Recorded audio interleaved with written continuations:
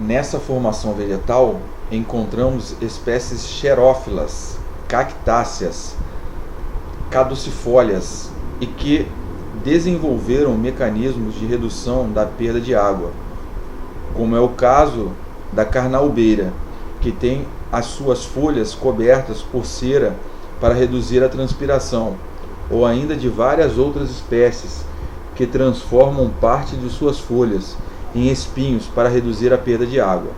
O uso econômico da região de Caatinga está ligado à produção agropecuária, o que explora a vegetação e obtém baixos rendimentos e afeta negativamente o equilíbrio ecológico. A pequena capacidade natural para sustentar a atividade pecuária influencia na destruição da cobertura vegetal original. Formação herbácea. Essas formações são também denominadas campestres e são compostas de vegetação rasteira com gramíneas e pequenos arbustos. Tem ocorrência com todo o território brasileiro e diferencia-se de acordo com as características climáticas e pedológicas, solos da área de ocorrência. Campos. São os campos meridionais, destacando-se a Campanha Gaúcha, no Rio Grande do Sul. Nessa área encontramos a área de gramíneas mais extensas e homogêneas. Também encontramos os campos de vacaria, no Mato Grosso do Sul. A atividade econômica nessas áreas é a pecuária, mas a agricultura mecanizada tem ocupado lugar de destaque nos últimos anos. Campos de Leia corresponde às áreas inundáveis da Amazônia Oriental, como o litoral do Amapá, Ilha de Marajó e Golfão Maranhense. Campos de altitude, na Serra da Mantiqueira e na região serrana dos planaltos residuais norte-amazônicos, chamados Campos de Roraima. Formação litorânea. As formações litorâneas estendem-se por toda a costa do país e apresentam constituições variadas, condicionadas ao tipo de solo e ao nível de umidade. Mangues, vegetação adaptada à intensa salinidade e à falta de oxigenação do solo. A vegetação tem raízes aéreas para ajudar na respiração pneumatóforas, raízes que respiram. É considerado um berçário devido ao grande número de espécies que reproduzem e tem a primeira fase de desenvolvimento nessa área. Devido à importância dos mangues para a vida animal nos oceanos, tornou-se uma área de proteção permanente.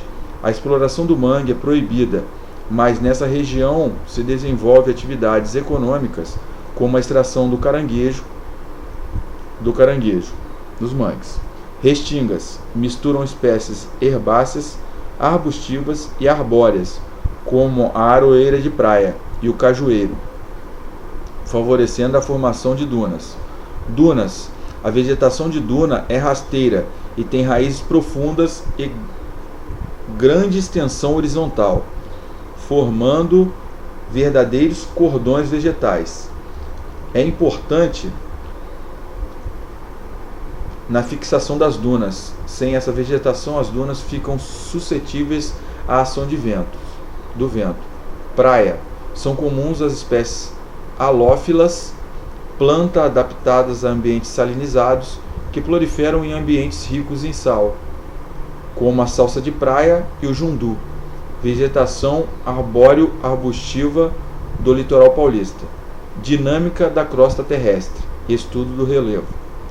Geologia e evolução da Terra. Para o estudo da evolução da Terra, tornou-se necessário dividir a sua existência em eras, que foram subdivididas em períodos e estes em épocas, subdivisões dos períodos terciários e quaternários. Tudo isso porque durante os estudos conseguiu caracterizar alguns acontecimentos que haviam ocorrido que demarcaram as divisões do tempo geológico.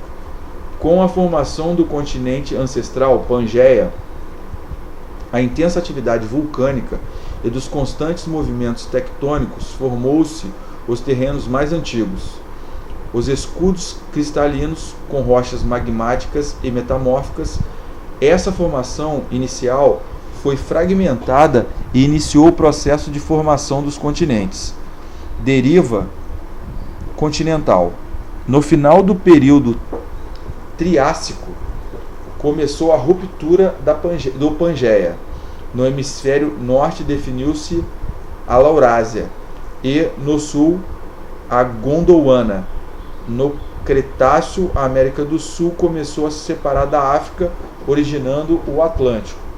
Através do tempo geológico, os continentes estiveram expostos a intensos processos de desgaste, possibilitando a ocorrência de rebaixamentos e surgimentos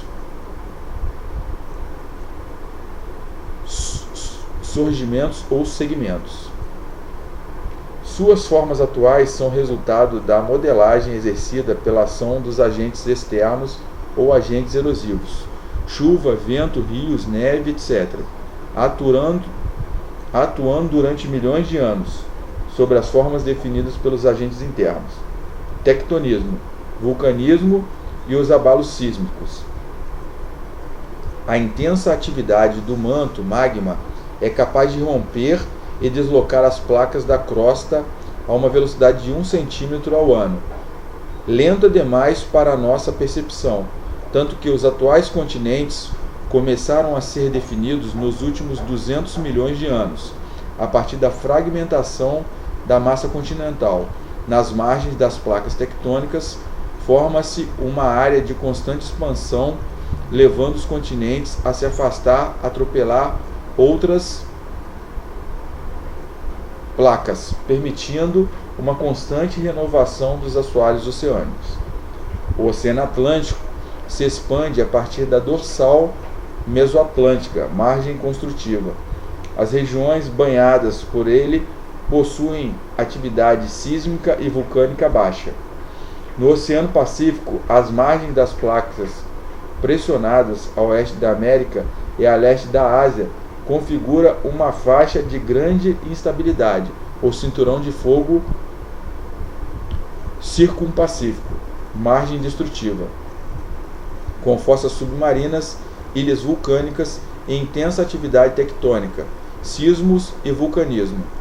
Nos pontos em que as placas continentais colidem, suas rochas são comprimidas, dobradas e acabam formando montanhas. As partes mais altas possuem idade inferior a 65 milhões de anos e resultam da colisão entre as placas continental e oceânica, Cordilheira dos Andes e montanhas rochosas, e da colisão entre placas continentais, Himalaia, Alpes altas e Cárpatos. As diversas pressões que agem sobre a crosta terrestre fez com que houvesse movimentos de longa duração, epirogênese, causados pela expressão vertical, placas imersas no magma, e os movimentos de curta duração, orogênese, causados pela pressão horizontal. Enquanto dos limites das placas tectônicas, uma parte mergulha no magma e a outra dobra e se levanta, cordilheiras. Houve grandes fases de orogênese durante o tempo geológico, no final do pré-cambriano e início do Paleozoico. Na passagem do Paleozoico para o Mesozoico, com a ruptura do Pangeia, no Terciário, com a formação das cordilheiras atuais, Andes rochosas. Agentes externos são os transformadores do modelado, relevo, intemperismo químico, em função do contato das rochas com a água e a umidade. É muito intensa nas regiões tropicais e equatoriais, como no Brasil. Intemperismo físico, desintegração das rochas por processo mecânico, aquecimento e resfriamento que causam ruptura, rachadura nas rochas. É muito significativa nos desertos e nas altas latitudes, próximo aos polos. A ação dos ventos, pela retirada de pequenas partículas, depositando em outro local e expondo uma nova camada da rocha. A ação das águas, fluvial, marinha e glacial. Fluvial, escavação dos vales dos rios, trabalho dos rios, escavação, alto custo, transporte, médio custo de deposição, baixo custo. Marinha, atua sobre as áreas litorâneas, abrasão marinha. Glacial, atua nas altas latitudes, teve ação nas médias latitudes durante as glaciações. Movimentos das geleiras. Formações cristalinas, antigas. No Brasil, 36% é formado pelos escudos cristalinos, sendo que 32% são do Arqueozoico e que tem as rochas cristalinas, e 4% são do Proterózoico, e nestes são encontradas as jazidas minerais. Pela nova denominação trabalhada pelo professor Jurandir Ross, os escudos cristalinos estão divididos em duas grandes formações, as áreas cratônicas e as áreas de desdobramentos antigos. As áreas cratônicas ou plataformas correspondem aos terrenos mais antigos e modelados por várias fases erosivas. Esta grande sequência de erosões determina que o Brasil tenha grandes altitudes, prevalecendo em certos pontos devido à erosão diferencial. Nessas áreas prevalecem as rochas metamórficas muito antigas do pré-cambriano, apresentando concentrações minerais. Elas podem ser divididas em três áreas. Plataforma das Guianas estão nos pontos mais elevados, como serras do Tumucumaque, Açaraí, Pacaraima, Parimá, Imeri e outras. Plataforma Sul, Amazônica, estão os pontos como Chapada dos Parecis, Roraima, Mato Grosso, Serra dos Carajás, Pará e Serra do Cachimbo, Pará. Plataforma do São Francisco, encontra-se a Chapada Diamantina. Esta área confunde-se com as áreas dos dobramentos antigos que a margeiam, sendo de difícil identificação a limitação entre as duas formações. As áreas de dobramentos antigos correspondem aos cinturões orogenéticos, datados do pré-cambriano e muito resistentes à erosão. Corresponde aos relevos com maiores altitudes do relevo do Brasil, guardando mesmo após várias fases erosivas, o aspecto serrano e grandes extensões, mares de morros.